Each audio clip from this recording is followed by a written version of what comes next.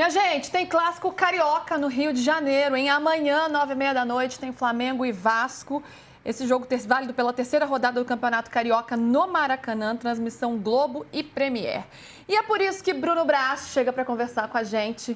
Braz, boa tarde para você. Felipe Luiz tem algumas preocupações, né? O Flamengo acabou fazendo uma escolha no Campeonato Carioca, colocou os meninos do Sub-20 para jogar. Hoje é lanterna do campeonato, né? Não deu muito certo. E agora ele tem que remanejar, refazer esse planejamento para sair dessa situação. Estava para ser definido quais jogadores do profissional iriam se juntar a esse time para dar aquela reforçada, né? Para o time conseguir vencer seus jogos. Já tem alguma definição, Braz? Boa tarde. Boa tarde, Luísa, PVC, Pedro. Pois é, o Felipe Luiz é outro que ainda não sabe se começa a temporada. Nem não, ele né? mesmo sabe se vai, né, Braz? Nem ele mesmo sabe se vai. Os 3 jogos, né, iniciais do Flamengo no Campeonato Carioca também foram comandados pelo Bruno Pivetti, técnico do Sub-20. Mas diante de toda a situação, né, que um ponto em apenas 3 jogos, lembrando que são 6 rodadas só nessa fase de grupos, ligou o sinal de emergência no Flamengo. Então a ideia é contar com alguns jogadores profissionais, né? Como eu falei ontem, não vai ser uma força máxima, acredito muito que não vai ser uma força máxima do Flamengo amanhã, mas já deve contar com alguns profissionais no clássico contra o Vasco. E o principal motivo para ter essa mudança de rota é que se o Flamengo cair para o quadrangular da morte, né? Que é o quadrangular que vai decidir quem cai para a segunda divisão do Campeonato Carioca, prever 6 rodadas. Então, e se o Flamengo passar para as quartas de final, mesmo que chegue na final do Carioca, vai jogar menos, vai ter 4 jogos. Ou seja, além de, né, do vexame, né, de cair para o quadrangular, para fuga contra o rebaixamento, você teria um aumento no calendário do Flamengo, e é tudo que o Flamengo não quer, né? Já que ano passado jogou 78 jogos, esse ano já se prevê uma longa temporada pela frente também. Então, assim, o planejamento era... O Flamengo esperava que o Sub-20 desse conta, não está dando, e aí vai ter que apelar para alguns jogadores do profissional. Lembrando que vai ter um treino agora de tarde, no Ninho do Urubu, que vai definir exatamente quem são os jogadores que vão para a partida e se vai o Felipe Luiz para a beira do campo ou se permanece o Bruno Pivetti à beira do campo. Ô, Braz, isso não está definido ainda, né? Tem essa atividade agora à tarde que você está contando pra gente, mas tem alguns jogadores que, vamos dizer assim, estão mais à disposição ou podem estar mais para jogo nesse momento. O Pedro voltou antes dos colegas, né? Ele está bastante focado na pré-temporada, voltou antes dos demais. De repente é um jogador que pode ser atualizado. Outros jogadores que o Felipe Luiz não conta tanto para a temporada, como o Michael, né? Como o Alan, que inclusive estão aí no mercado para serem negociados. Os reforços, o Vitão, que já foi apresentado, o zagueiro Vitão, que veio do Inter, o próprio goleiro Endrio. Esses têm uma chance a mais de estar em campo contra o Vasco? Então, no caso do Vitão, as férias dele foi antes do elenco principal, né? Ele estava no Inter, então por isso ele começou a treinar antes dos demais companheiros, então ele tem chance de fazer a estreia. O André não vai conseguir fazer a estreia porque a documentação dele de Portugal chegou hoje, e aqui no Rio de Janeiro é um feriado municipal, né? De São Sebastião. Eu estou trabalhando, mas é feriado aqui no Rio de Janeiro. Então a Federação do Rio de Janeiro está fechada hoje. Então, o Flamengo não vai conseguir regularizar na federação e, por conta disso, ele não vai poder ser inscrito. Mas o Vitão ele tem chance de fazer sua estreia. Michael e Alan estão nessa situação podendo sair. De repente, a gente vai poder até falar um pouquinho mais do Michael daqui a pouco. Mas, enfim, eles também podem ser aproveitados. O Everton Araújo, que é um jogador que está com menos minutagem. O Pedro precisa de ritmo de jogo, né? Ele volta ali no meio da Copa Intercontinental depois de um longo tempo longe. Então... ele precisa, né, recuperar o ritmo de jogo. Então, vamos ver. Daqui a pouco, se eu não me engano, é 3h30 o treino. A gente vai ter uma definição aí de quem vai para o jogo contra o Vasco. Lembrando que a situação Taça Guanabara, 2 grupos de 6 times de cada lado. Os 4 de cada grupo avançam e os 2 últimos de cada grupo fazem esse quadrangular da morte, sendo que tem apenas um rebaixamento. Para mim, né, a chance do Flamengo ser rebaixado é mínima, né? Não, Porque e se não classificar também. Também é mínimo. Também tem a questão da classificação. Não. Mas rebaixar cai, né? Num grupo com 4, os 4 piores, o Flamengo não vai cair. Mas vai ter que jogar data a mais, o que é bem ruim. Vou fazer uma conta otimista, tá? O Flamengo ganha do Vasco. O Maricá não ganha. O Nova Iguaçu perde do Fluminense. O Botafogo não ganha. O Flamengo pode ser líder quinta-feira do grupo. Não, Pedro, você tem uma curiosidade também na Taça Guanabara, que é o seguinte: são 2 grupos, mas eles se enfrentam, né? Exato. Entre si. Então, assim, pode acontecer de um grupo inteiro ganhar uma rodada e o outro perder. Exatamente. E aí o Flamengo vira líder na quinta-feira à noite. Pode acontecer. E depois vai jogar contra o Fluminense. A questão só, o que virou um susto pro Flamengo é que o Flamengo pega o Vasco na quarta-feira e o Fluminense no domingo. E se o Flamengo não ganhou, empatou com a Portuguesa, levou 3-0 do Volta Redonda, que é a maior derrota da história do Flamengo pro Volta Redonda, mas é o time sub-20, né? Perdeu 2 jogos e empatou 1, então ele vai ganhar do Vasco e do Fluminense? Pode ganhar. E nesse caso ele é primeiro colocado na segunda-feira, ele vai para a última rodada administrar. Se ele ficar em quarto lugar, ele pode ficar em quarto lugar ganhando um jogo, empatando o outro e perdendo o outro. Se ele ficar em quarto lugar, o pior cenário é ele pegar o primeiro do grupo dele, que pode ser o Nova Iguaçu ou pode ser o Botafogo. E aí um jogo só ele ganha e vai para a semifinal do campeonato. Então, cara, isso é um estalar de dedos. Nessa Taça Guanabara é um estalar de dedos. Eu sei que eu estou falando de São Paulo, são campeonatos semelhantes, né? A gente começou a temporada falando da hipótese de rebaixamento do São Paulo e estamos falando da hipótese de rebaixamento do Flamengo. A hipótese de rebaixamento do Flamengo é menor, porque o Flamengo pode colocar os titulares a qualquer momento, porque para ir para o rebaixamento não basta terminar na última colocação do grupo, ele tem que ir para o torneio da morte. Então a chance de rebaixamento é mínima e a chance de classificação existe e é muito possível, porque o quarto colocado de 6 se classifica. Sim. É para preocupar tanto assim, Pedro? Ou o cenário não é tão terrível assim quanto está se pintando? Não, eu acho que não é tão terrível. Eu acho que a chance de rebaixamento é muito pequena. Classificação, chegar na quinta em primeiro, eu não sei. A previsão, você mesmo falou. Eu estou exagerando, fazendo um hipérbole. O time do Flamengo vai precisar dosar também, né, o uso do elenco. Porque, se eu não me engano, é Vasco Fluminense, depois começa no Brasileiro, acho que é contra o São Paulo. Contra o São Paulo na quarta-feira. E depois joga contra o Corinthians pela Supercopa do Brasil. Isso. Então, assim, não é uma sequência simples também, né? Não dá para botar o time titular todo jogo, então o Flamengo vai ter que ter alguns cuidados. Mas o rebaixamento, para mim, é praticamente impossível a gente falar em rebaixamento do Flamengo. E esse é o... Pedro, e tem uma questão. Amanhã, se forem alguns profissionais para o jogo, eles vão bater 9 dias de pré-temporada. É muito pouco, uma temporada 9 dias. E aí você tem... dobro do Corinthians. Pois é. Mas aí tem a estreia, como o Pedro falou, que é no Morumbi, na estreia do Campeonato Brasileiro no Morumbi, e aí depois a Supercopa do Brasil. No planejamento inicial, a força máxima era para estrear contra o São Paulo, a estreia do Brasileiro, força máxima. Não que não contasse com alguns profissionais nos Jogos do Carioca. Força máxima, a princípio, seria para o jogo contra o São Paulo.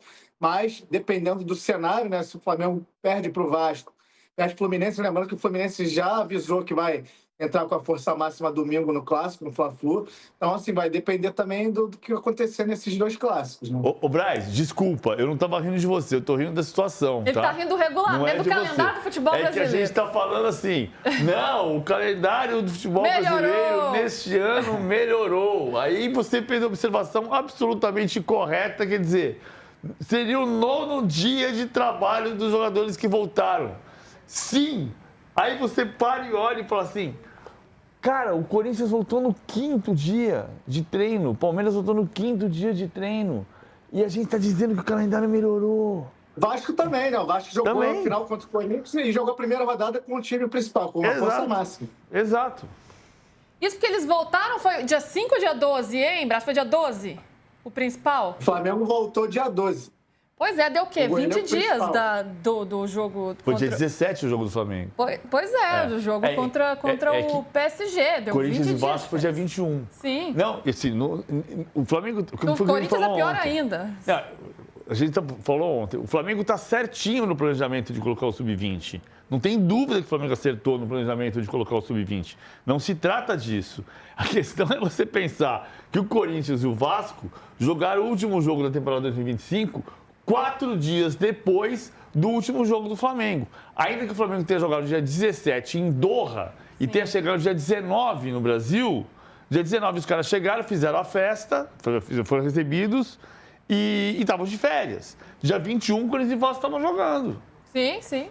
Você vê, né? Nem tempo, nem 30 dias de férias, né? Os jogadores não tiveram também, além do pouquíssimo tempo de preparação para já entrar em campo com o jogo valendo. Nem Luiz Oliveira, nem Paulo Vinícius Coelho, nem Pedro Lopes, nem Bruno Braz, nem o Corinthians, nem o Vasco, nem o Flamengo. O quê? Tiveram 30 dias de férias. 30 dias de férias. Ô, chefe, o PVC tá querendo férias aqui, ó. Então, ouça uma reclamação dele. O Braz tá trabalhando no feriado. Você tá trabalhando no feriado, você tá reclamando, PVC? Tem que ganhar dobrado dia de feriado, hein, Braz? Pelo menos isso. Opa! Ô, gente, a pergunta da nossa enquete é sobre isso, né? Os jogadores do Flamengo agora, que vão ter esse reforço aí dos jogadores do profissional. O que vai acontecer? Só escapar do rebaixamento é a opção que está ganhando por enquanto. Está dando aqui 49%. Vai arrancar para o título carioca? Vai deixar para trás esse início conturbado? 28%. Ou vai ficar na mesma situação? 22%. Vocês vão votando por aí. Ô, Braz, vamos falar de mercado da bola? Já que você está animado nesse feriadão aí para trabalhar, está trabalhando bastante. Michael é um jogador que está aí, né, para ser negociado já tem um tempo. Agora o negócio parece que avançou com o Santos, mas ainda tem uma pendência, né? O que está pegando? Não é uma pequena pendência, né? Então, a apuração que eu tive hoje pela manhã é que entre Flamengo e Santos as conversas avançaram bem, assim. Só que o Michael tem luvas a receber do Flamengo na casa dos R$2 milhões, que ele, como está aí no título da minha matéria, ele não abre mão de receber essas luvas. E ainda não tem, até da apuração que eu tive do próprio Flamengo, confirmando essa pendência, e essa pendência ainda trava a transferência do Michael para o Santos. O Michael está batendo o pé, que não vai abrir mão desses valores, e o staff dele e o Flamengo tentam chegar a um acordo em relação a esses valores. O Santos já sinalizou que não vai assumir essas luvas, né, que é uma coisa entre o Michael e o Flamengo. E, enfim, aí o Michael agora tenta resolver essa situação, mas entre o Michael e o Santos, e entre o Flamengo e o Santos, a coisa já caminhou. Falta agora resolver essa pendência Michael-Flamengo. O Michael, vai lembrar, ele, no segundo semestre de 2025, ele fez 5 jogos só pelo Flamengo. Então, assim, ele não está sendo aproveitado pelo Felipe Luiz. Então, assim, e também não está nos planos para 2026. O Flamengo não vai oferecer dificuldades na negociação, mas a dificuldade que acontece é da parte agora do Michael querer receber esses cerca de R$2 milhões. E aí, Pedro, como é que resolve? R$2 milhões, se para os padrões do futebol não é tanto, para a gente nem se fala e para o jogador também é dinheiro. Vale o Flamengo segurar ou causar um entrave nesse negócio por conta disso? Ou é um jogador que já não vem sendo utilizado mesmo, como o Braz falou, jogou pouco no segundo semestre, libera logo para o Santos, alivia um pouco essa folha e vamos pensar em 2026? Eu acho que deveria liberar logo, né? Se tem uma coisa que não vai acontecer e que é impossível é empurrar também esse pagamento para o Santos que vive muitas dificuldades financeiras, deve mais de 80 milhões para o Neymar. Então isso vai ter que ser resolvido entre o Michael e o Flamengo. E eu resolveria fácil, liberaria o jogador, até para ele não se desvalorizar, para ele poder jogar. Eu acho que o negócio aí compensaria esses 2 milhões, ou negocia, parcela, condiciona alguma coisa. Mas eu acho que o caminho seria resolver na conversa e liberar o jogador. E foi ainda na gestão Landim, né, Braz? Esse contrato foi feito, que previa essas luvas, foi feito ainda na gestão Landim, no retorno do Michael ao Flamengo 2024. E aí, PVC? O diretor era o Marcos Braz. PVC, você acha que esse entrave pode melar a negociação ou vai se resolver? E para o Santos, Flamengo e Michael, é bom para todo mundo? Creque. Tá pensando. Enquanto isso, eu ouço o Pedro. Eu não sei se é bom pro Santos. Não é? É? Não sei se é bom pro Santos. Acho que é bom pro Flamengo, acho que é bom pro Michael, não sei se é bom pro Santos. Por quê? Não vai agregar muito? O Santos está procurando um jogador para substituir o Guilherme e ter uma característica parecida, mas eu não sei se o Michael é um jogador muito caro porque ele vai E você já entregar. tem ali Gabigol, Neymar, Robinho Júnior, como é que ele chega para esse grupo? Eu acho que é muito caro, o custo-benefício tem que se pagar de um jeito que ele pode. O Santos vai apostar que o Michael vai compensar esse custo-benefício. E eu acho que para o Santos o melhor negócio hoje seria ter um time estruturado defensivamente para jogar. Você montou um time para Gabigol e Neymar, não foi eu que montei. O Santos montou um time para Gabigol e Neymar. Precisa de reserva? Claro que precisa. Mas eu não sei se o Michael é quem paga essa conta, que vai ser uma conta alta. Talvez as preocupações do Santos tenham que ser mais defensivas ou naquele meio de campo para segurar um adversário que vai vir com tudo diante de Neymar e Gabigol, que talvez não ajudem tanto ali na defesa? Eu acho que o Santos sempre descobriu O Santos está montando um time dos velhinhos da Vila, né? Que são os meninos velhinhos da Vila. E o Santos sempre se deu bem quando apostou nos meninos da Vila, meninos. Tanto que o Neymar e o Gabigol viraram velhinhos da Vila porque são meninos da Vila. Eu acho que tem gente para pensar do time que fez uma campanha bem razoável na Copa São Paulo, que ganhou o Campeonato Paulista Sub-20. Tem gente para pensar e a torcida do Santos apostar quem vem da base para serem os dois reservas da frente, até porque o Michael não é um ponta de lança, o Michael é um ponta. Você faz duas linhas de quatro, o Michael vai correr para trás, vai ser disciplinado, mas o custo do Michael é um custo de fazer 15 gols por temporada, de fazer 12 assistências por temporada, que a gente não sabe se ele vai conseguir fazer pelo resolver. custo. Pelo custo. Sim. Você queria ele no seu time, Pedro? Oi, Braço. Em 2025 ele somou 29 partidas, 2 gols e 4 assistências no Flamengo. Esses números que o Brasil acabou de dar... Não pagam a conta. Não pagam a conta. Mas esses números são, né, de um jogador que não era uma das principais opções. E que do está num time com uma concorrência muito alta, né? Eu discordo do professor, mas sem muita convicção. Porque eu concordo com vários argumentos que ele trouxe. Mas eu acho que o Santos também vai precisar.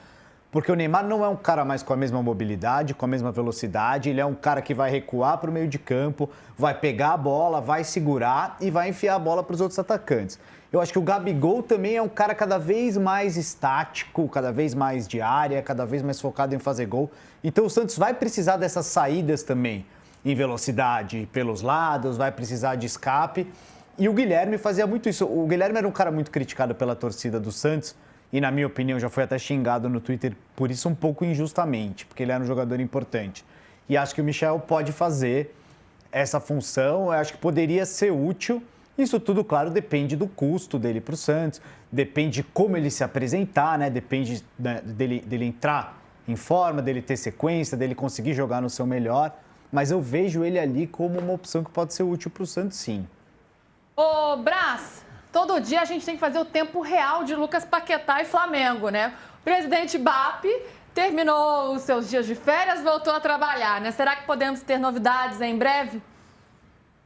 Acredito que sim, mas, bom, pelo menos até agora, pela apuração que eu fiz de manhã, o Flamengo ainda não enviou a proposta oficial ao West Ham. Mas segue interessado, deve chegar, bater lá a qualquer momento.